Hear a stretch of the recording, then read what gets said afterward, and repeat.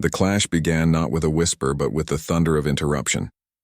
Judge Ruth Bader, draped in authority and armed with decades of courtroom gravitas, cut across Jasmine Crockett mid-sentence. Her voice cracked through the chamber like a gavel slammed in defiance, dismissing the young Congresswoman's words as if they were little more than noise. For a moment, it seemed the entire room bent to the weight of her authority. The air tightened. Murmurs faded.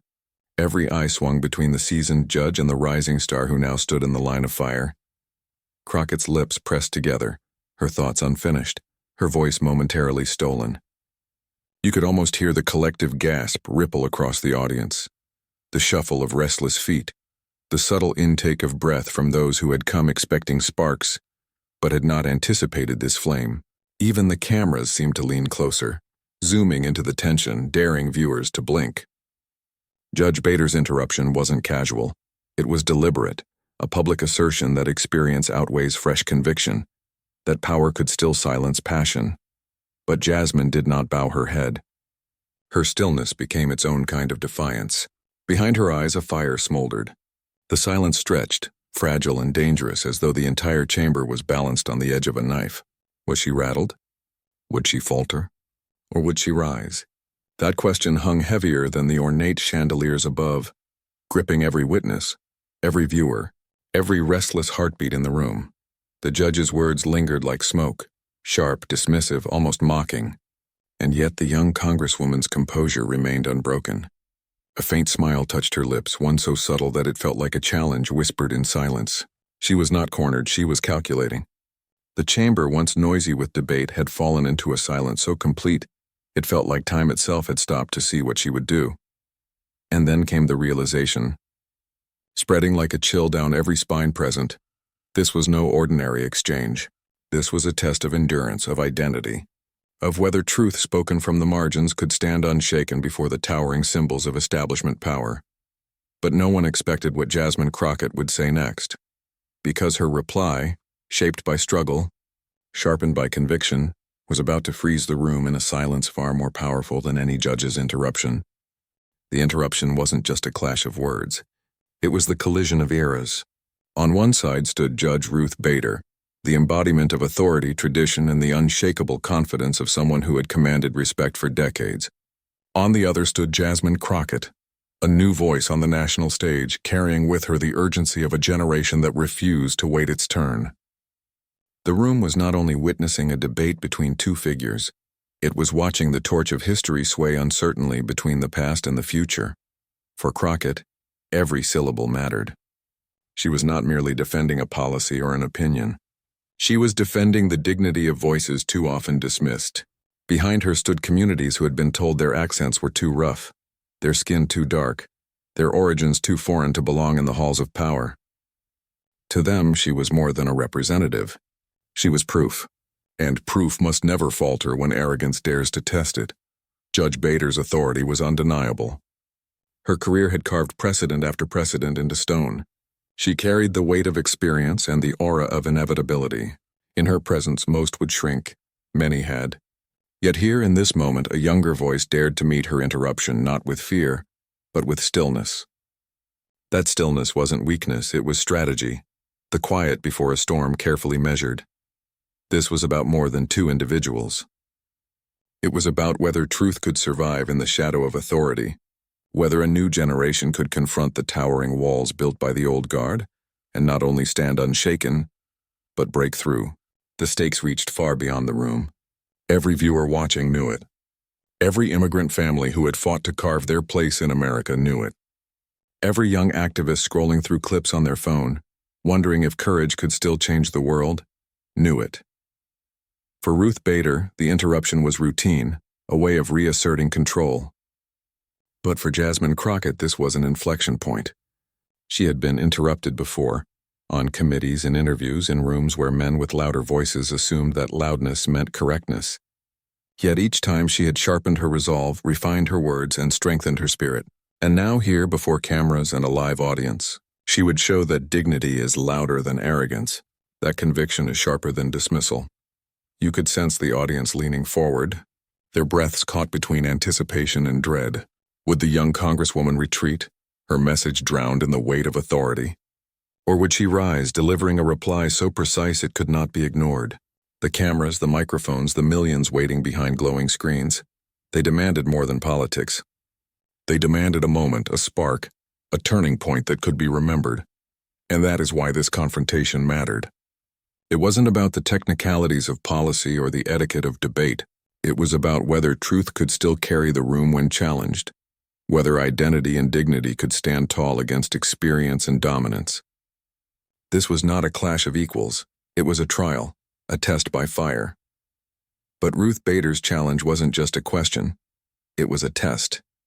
And the answer Jasmine Crockett was about to give would not only define the outcome of the room but ripple outward, touching the very fabric of who gets to speak, who gets to be heard, and who gets to belong.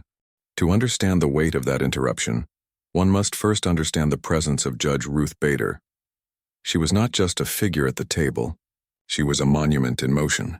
Every step she took into a room carried the authority of decades spent in courtrooms where her voice was the final word. She had earned her reputation as a legal titan, someone whose sharp intellect and fiercer tongue could dismantle arguments with surgical precision. For years, colleagues and rivals alike had tread carefully in her orbit, wary of the wit that could slice through pretension like glass. Her aura was not subtle. When Judge Bader spoke, silence followed, not out of respect alone, but out of fear of being cut down mid-thought. She relished the sparring, the intellectual combat that left others scrambling to recover their footing. Stories circled through the legal and political world of her notorious put-downs, her ability to expose weaknesses not just in arguments but in the people making them. Those who crossed her often walked away chastened, their confidence shaken, their reputations bruised. It was a power she cultivated, and one she wielded unapologetically. Yet within that reputation lay the cracks of contradiction. For all her brilliance, Judge Bader carried herself with an arrogance that assumed authority was its own justification. She prided herself on being the keeper of order, the arbiter of sense in a world of chaos. But in doing so, she too often dismissed voices she deemed inexperienced, too emotional, too green to matter. Young advocates who came before her were reminded of their place. Outsiders, women immigrants, activists, found their words brushed aside with a smirk, their passion reduced to idealism in her eyes. The pattern repeated again and again. Those who were newer, fresher, hungrier for change were often the ones most diminished under her gaze. Her supporters defended this demeanor as toughness, a necessary armor forged by a lifetime of commanding respect in male-dominated halls. And indeed, Judge Bader had carved her path through adversity, never hesitating to meet arrogance with equal or greater force. But with time, that toughness calcified into something harsher. The confidence of experience blurred into the condescension of certainty. Instead of sharpening debates, her interruptions began to silence them. Instead of encouraging new voices, she overshadowed them. And make no mistake, she knew the effect she had. Ruth Bader did not stumble into dominance. She orchestrated it.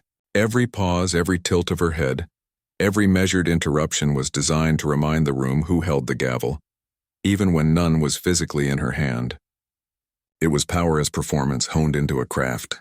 To challenge her was to step willingly into a lion's den. Few dared, and fewer still left unscathed.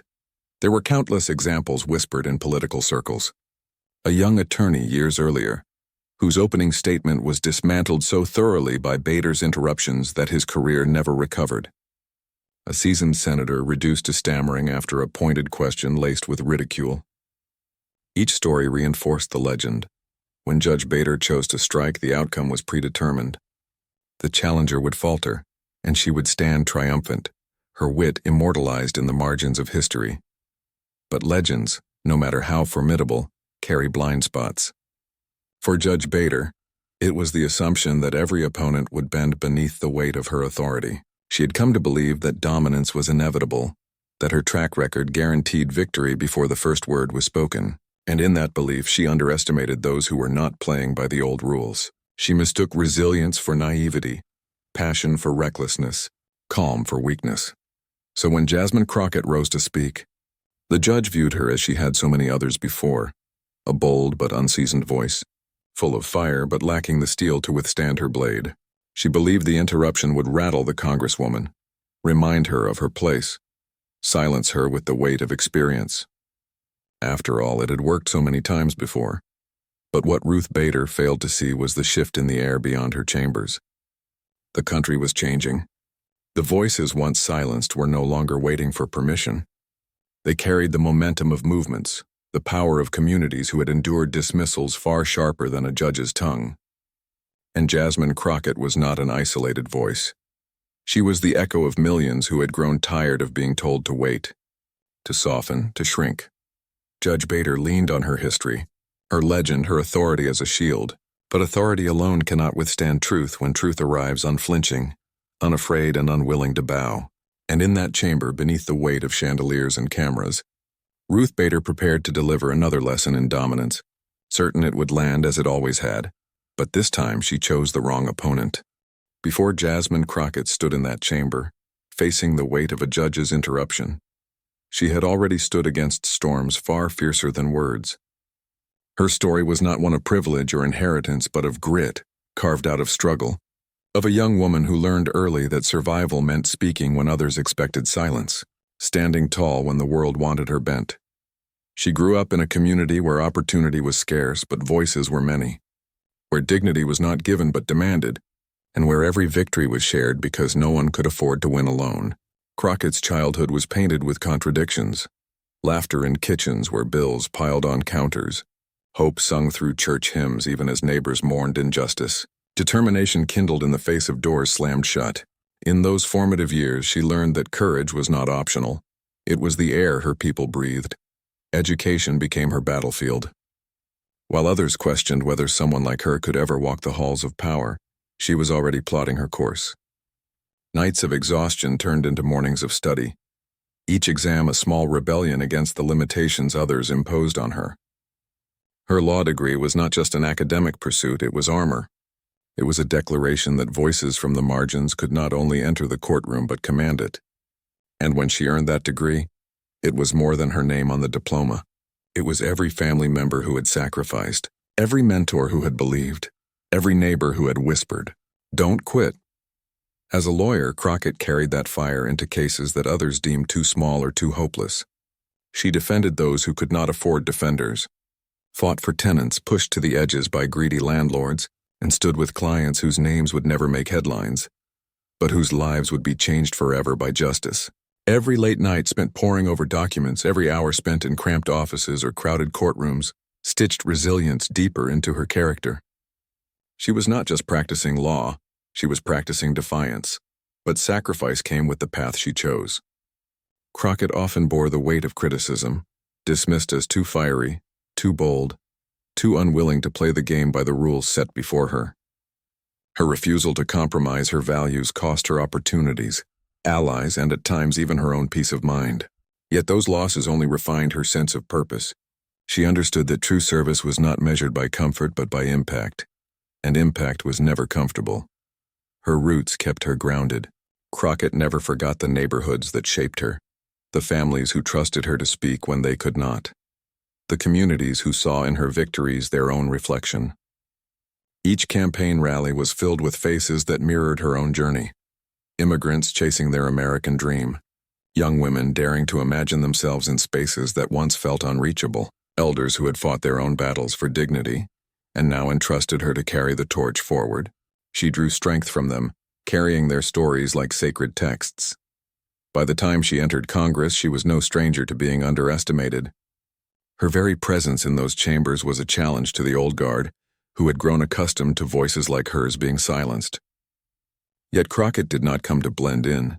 She came to stand out, to stand firm, to remind every doubter that she had earned her place not through favors or shortcuts, but through perseverance and truth. This underdog status became her superpower. Where others clung to prestige, she clung to principle. Where others protected their reputations, she protected her community. And where others sought comfort in compromise, she sought justice in confrontation. Each setback, each sneer, each dismissal from those who believed they were untouchable had forged in her a resilience that no interruption could shatter. That is what made the moment with Judge Ruth Bader so profound. Crockett was not just another politician facing down authority. She was the culmination of years of resilience, sacrifice, and unyielding service. Every courtroom where she fought for the unheard, every night spent preparing cases that seemed unwinnable, Every rally where she stood shoulder to shoulder with those who had been forgotten, all of it had been training for this instant. And so, when Judge Bader attempted to cut her off, what the judge saw as a disruption was, for Crockett, a summons. A summons to rise, to channel every lesson hardship had taught her, to stand as not only a congresswoman, but as a symbol of those who had been silenced for far too long. She did not merely represent herself. She represented the very idea that the underdog could not only survive but could stand face to face with power and not blink. The silence in the room was not intimidation. It was anticipation. Crockett's pause was not hesitation. It was preparation. She had been here before in countless forms, silenced, doubted, dismissed. And each time she had found her voice, sharpened it, and wielded it with precision. This moment was simply the latest and perhaps the most consequential chapter of that journey. All of those battles had forged the words she was about to unleash. The room had already been shaken by the interruption, but what followed was a slow burn, a rising tide of tension that seemed to swell with every exchange. Judge Ruth Bader, unwilling to let go of her dominance, leaned forward with the kind of pointed certainty that had cowed so many before. Her voice dripped with condescension as she pressed the attack, layering questions with insinuations, framing her words not as inquiries, but as verdicts. Each phrase was designed to box Jasmine Crockett into a corner, to remind her who controlled the stage. But Crockett did not flinch. She stood steady, her posture straight, her gaze unbroken. Where the judge sought to provoke, she offered composure. Where arrogance expected retreat, she gave silence, a silence that unsettled more than any heated reply could have. Each pause, each measured breath became its own form of resistance. The longer she refused to be rattled, the more obvious it became that Judge Bader's tactics were losing their familiar sting. The interruptions grew sharper.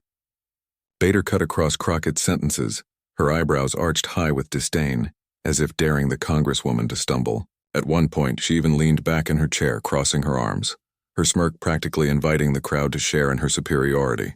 Yet the audience did not laugh. Instead, they leaned closer, their attention shifting. Murmurs flickered at the edges of the chamber. The air was changing. Crockett finally spoke again, her words deliberate, her voice steady enough to cut through the judge's layered interruptions. She did not rush. She did not raise her tone. Instead, she allowed her sentences to land one after another with surgical precision. Each one seemed to chip away at the arrogance across the table. Her calm became a weapon, her restraint an indictment of the chaos that Judge Bader attempted to sow. You could see the effect ripple through the crowd. Eyes widened. Hands gripped pens a little tighter. Some exchanged glances that seemed to say, "She's not bending." Gasps punctuated the pauses, as if the audience collectively realized that the balance of control was shifting before their very eyes. What had begun as an interruption now evolved into a duel, authority versus resilience, arrogance versus calm. Judge Bader grew more animated. She gestured with sharp movements, interrupting again and again, her tone rising, her words more pointed. It was as though the more Crockett refused to break, the more desperate the judge became to provoke her. For years, these tactics had silenced voices, but here, they were unraveling into frustration. The more she interrupted, the less composed she seemed, and the more dignified Crockett appeared by comparison. Crockett never matched the volume. Instead, she leaned on timing, letting Bader's interruptions echo awkwardly before resuming with clarity. It was as if she had rehearsed for this very moment, though in truth it was life itself that had rehearsed her, teaching her that calm under pressure could be the loudest rebuttal of all. The chamber itself seemed to pulse with tension. Every gasp, every shuffle, every quickened breath became part of the soundtrack. The silence after Crockett's sentences weighed heavier than Bader's barbs. The smirks, the raised eyebrows, the interruptions, they were beginning to lose their power, not because they lacked sharpness, but because Crockett refused to acknowledge them as victories. Still, the judge pressed forward, unwilling to concede ground. Her questions came faster, layered with dismissiveness. Her tone hardened, like a hammer striking the same nail again and again, convinced it could finally bend steel. But Crockett was no ordinary target. She did not yield. She did not rush. Her answers grew sharper, more precise, each word delivered with the confidence of someone who had carried heavier burdens than arrogance could ever inflict. The audience knew they were witnessing something rare. A murmur ran through the crowd, the kind that hinted at awe, the kind that spreads when people realize they are in the presence of a shift, a fracture in the order of things. Every eye remained locked on the Congresswoman who refused to bow, who stood as though she carried not only her own dignity, but the dignity of countless others who had once been silenced. And yet, for all the composure, for all the sharp replies and quiet defiance, the clash had not reached its peak. The room had tightened, the air grown heavy, the tension stretched to its limits. Everyone could feel it. Something more was coming, something that would decide whether this moment became just another heated exchange or the kind of reckoning people would talk about long after the cameras stopped rolling. But the clash hadn't reached its breaking point yet. The silence lingered, thick enough to press against the skin. Judge Ruth Bader had finished her barrage of interruptions, her voice sharp, her tone triumphant. She leaned back in her chair with the quiet confidence of someone who believed the exchange was over, certain that her authority had settled the matter. All eyes turned to Jasmine Crockett, waiting to see if she would retreat, stammer, or collapse beneath the weight of the judge's dominance. But Crockett did not rush. She let the silence stretch, let the tension coil tighter with every passing second, her eyes locked on Bader's, steady and unblinking, as though she were measuring not just the words she would say but the very impact they would carry. A hush fell over the chamber, and even the restless shuffling of papers ceased. Cameras zoomed in, capturing her calm as if the entire nation were leaning in with anticipation. And then she spoke. Her first words were deliberate, slower than the judge's rapid-fire interruptions, each syllable placed with care. "With all due respect, Judge," she began, her voice smooth but edged with steel. "Authority does not excuse arrogance. An interruption does not equal truth."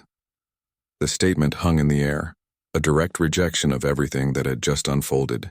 Gasps broke through the silence like cracks in glass. Heads turned, eyes widened, and for the first time in the exchange it was Bader's composure that seemed to tremble. Crockett pressed on, building rhythm.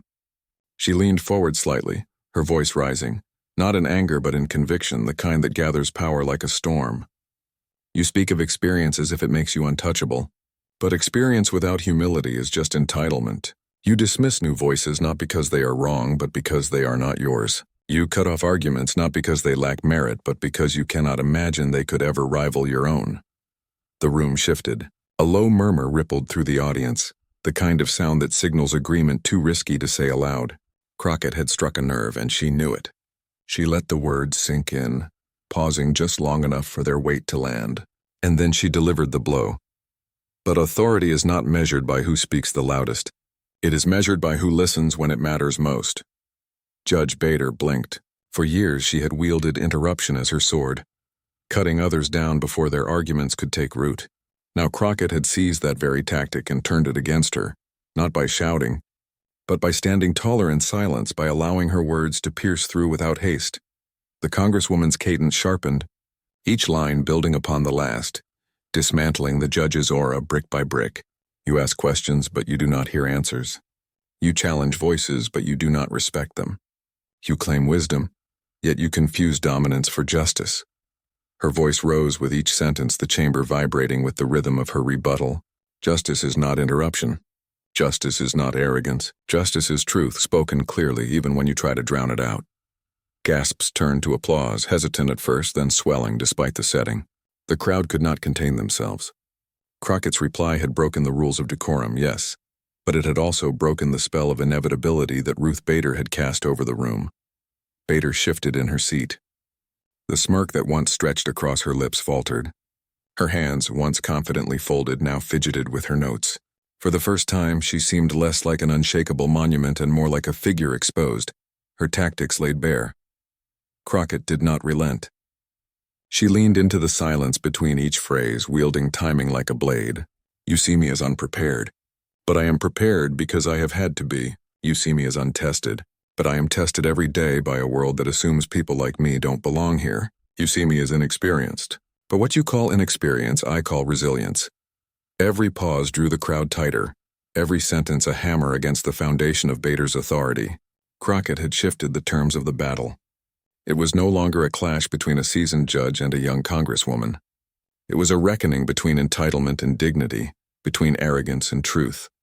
Her voice grew firmer, resonant, carrying the weight of every community she represented. I am the daughter of those who fought for a seat at this table.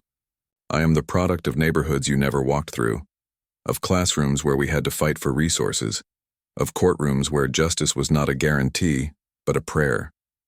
And yet I stand here, not in spite of those experiences, but because of them. I do not need your permission to speak. I do not need your interruption to validate my presence. I am here because justice demands it. The chamber erupted, not in chaos but in stunned silence, the kind of silence that thunders louder than applause. Judge Bader's eyes narrowed, but her mouth remained closed. She had no interruption left, no barb sharp enough to pierce the armor of conviction that Crockett had just displayed. And then came the finishing blow, the moment that would replay on social media, on cable news, in whispered conversations across the country. Crockett leaned forward, her voice steady, almost quiet, forcing the room to lean in closer. You may interrupt me, Judge, but you will not silence me, and the truth I speak today will outlast every attempt to dismiss it. The words landed like a gavel, final and undeniable. Judge Bader sat frozen, her authority diminished not by insult but by exposure. Crockett had stripped the interruption of its power, revealing it for what it was, a desperate grasp at control in the face of a voice that refused to be broken. The silence stretched once more, but this time it belonged entirely to Crockett. The room did not belong to the judge anymore. It belonged to the congresswoman who had turned interruption into opportunity, arrogance into a stage, and dismissal into the clearest validation of her strength. And in that moment, the balance of power shifted. The clash may have ended inside that chamber, but its echoes began spreading the moment Crockett's words left her lips. Within minutes, clips of her fiery rebuttal flooded timelines. Phones buzzed, feeds refreshed, and hashtags caught fire. Crockett unstoppable. Truth over power. She spoke, we listened. Social media didn't just notice, it erupted. On TikTok, her pause before the final blow was replayed with slow-motion edits, dramatic music swelling beneath her calm defiance. On Twitter, activists clipped the line about resilience, pinning it to the top of their feeds with captions like, "This is why representation matters." Instagram reels filled with her image, fists clenched lightly on the desk, eyes unshaken as she said, "You may interrupt me, Judge, but you will not silence me." That single sentence became a rallying cry overnight. Commentators who had once dismissed Crockett as too bold for her age, too unpolished for national stagecraft, suddenly pivoted. On late-night panels, pundits leaned in, marveling at her command. "We've seen fiery exchanges before," one analyst said, "but rarely do we witness the exact moment when the balance of generational power shifts in plain view." Tonight we did. Ordinary Americans joined in, their posts overflowing with a sense of vindication. A teacher from Detroit wrote, "I showed this clip to my students today. They finally saw someone who looks like them tell the truth without flinching." A grandmother in Houston commented, "I fought for the right to vote. I never thought I'd live to see a woman like Jasmine Crockett speak this boldly in the halls of power." From college campuses to church basements, from dinner tables to union halls, Crockett's words became more than sound. They became proof. And through it all, the silence of Judge Ruth Bader grew heavier. It was not just that she had been bested in debate. It was that her lack of response carried symbolic weight. The woman once regarded as untouchable, wielding interruption like a weapon, had been left without a shield. That silence was replayed almost as much as Crockett's rebuttal, commentators noting how the absence of reply spoke volumes. It felt less like hesitation and more like surrender, a moment when the old guard finally blinked. Memes spread rapidly. One side-by-side image of Bader's frown and Crockett's rising posture captioned, "Yesterday's voice versus tomorrow's truth." Another showed the judge's still frame under the words, "Silence is the loudest confession." The internet had crowned its victor, and it wasn't subtle. But beneath the viral frenzy lay something deeper, a recognition that this wasn't just a sparring match between two figures. It was a cultural tremor. Crockett's rebuttal crystallized the stakes activists had been shouting about for years. Dignity over dismissal, equity over entitlement, the power of a voice unbroken by interruption. In one unforgettable moment, she had embodied the struggle of so many communities who had fought simply to be heard. That's why the reaction spread beyond screens. Protest signs appeared overnight, scrawled with Crockett's lines. Student groups hosted watch parties, dissecting the exchange as though it were a championship match, quoting her rebuttal like scripture. In living rooms, parents replayed the video for their children, saying, "Watch this. Remember this. This is how you answer when the world tells you you're not enough." Meanwhile, traditional media scrambled to catch up. Headlines declared Crockett freezes the chamber. A judge interrupted, a nation inspired. Editorials praised her clarity, her composure, her refusal to back down. Even skeptics admitted that something seismic had shifted. This was no longer a story of a young congresswoman learning to navigate power. It was the story of power being redefined in her voice. And still the silence of Judge Ruth Bader loomed, replayed endlessly, dissected as the final punctuation mark. Analysts called it the moment authority lost its footing, the instant a generational shift became undeniable. Her quiet wasn't simply absence. It was admission. Yet for all the memes, the trending hashtags, the breathless commentary, one truth rang louder than the rest. Crockett's words weren't confined to that chamber. They weren't locked in marble walls or muted by gavel strikes.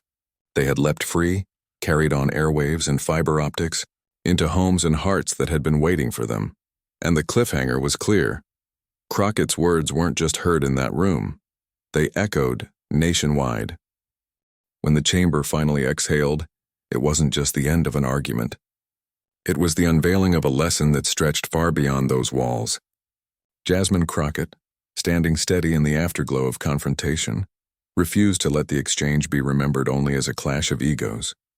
She reframed it, elevated it, and turned it into something larger, a declaration of what dignity truly means when tested under fire.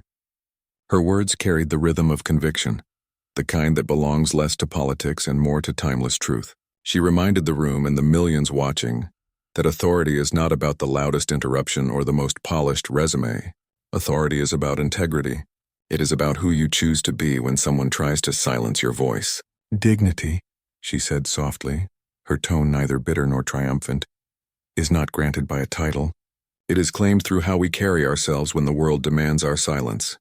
The line wasn't crafted for applause. It was carved from experience, and that is why it struck so deeply. People heard not just a politician, but a survivor of struggle, speaking for all who had ever been dismissed, overlooked, or underestimated. Narration followed her cadence, underscoring the truth. Authority is not about volume, it's about values. The great victories of history were never won by those who shouted the loudest, but by those who stood the longest, who bore the weight of their convictions without wavering. Crockett's calm, her composure, her refusal to bend under ridicule became more than a personal triumph. It became a mirror, reflecting back to the nation the very qualities it hungers for in its leaders. And for those watching, the takeaway was undeniable. Justice does not belong to arrogance. It belongs to those who ground themselves in integrity, who meet power with truth, and who face dismissal with courage. Crockett had not merely answered a judge. She had modeled what it looks like to confront injustice in any form, anywhere it appears. The chamber, once tense with interruption, now pulsed with something different. Respect. Not unanimous, not uncontested, but undeniable. Even those who disagreed with her politics could not deny her poise. In her restraint, she had revealed strength. In her clarity, she had reminded the nation that real power is never about who talks over whom. It is about who speaks for those without a voice. The crescendo built not in volume but in spirit. Crockett's story transformed into a parable of courage, a reminder that every confrontation between dignity and dismissal holds within it a choice, to shrink or to rise. She chose to rise, and in doing so, lifted countless others who saw themselves in her. By the time her final words echoed through the chamber, the moment had transcended politics. It had become a call to every listener, to speak when silence is demanded, to stand when bending is expected, to believe that one voice, steady and unbroken, can ripple through generations. In the end, the confrontation was not about a judge and a congresswoman. It was about us, all of us who have ever faced the weight of doubt, the sting of dismissal, the shadow of power trying to eclipse our truth. And Crockett's reply was more than a defense. It was a beacon. The narration sealed it with a single reflection, rising like the last note of a symphony. Justice belongs not to those who shout the loudest, but to those who stand firm with integrity. And with that, the moral was clear, the chamber forever marked. The nation left with a lesson it could not ignore. The clash had ended, but the inspiration was only beginning. And so it ended where it began, with a single reply that froze the room. What started as an interruption meant to diminish Jasmine Crockett became the moment that defined her. Her words, calm yet unshakable, turned silence into power and left even her sharpest critic unable to respond. This wasn't just a debate. It wasn't just a clash of personalities. It was proof that dignity can outlast arrogance, that truth spoken with courage can still disarm authority, and that even in the halls of power, integrity remains the loudest voice of all. Her answer reminded us that courage is not about shouting over your opponent. It's about standing steady when the world expects you to fall. That is why this moment matters. It isn't just Crockett's victory. It belongs to everyone who has ever been told to sit down, stay quiet, or accept less than they deserve. And now it belongs to you. Because stories like this aren't meant to be watched once and forgotten. They're meant to be carried, shared, and used as fuel for the battle still ahead. If you felt that spark of inspiration, if you believe in courage over arrogance, in truth over dismissal, then don't let it stop here.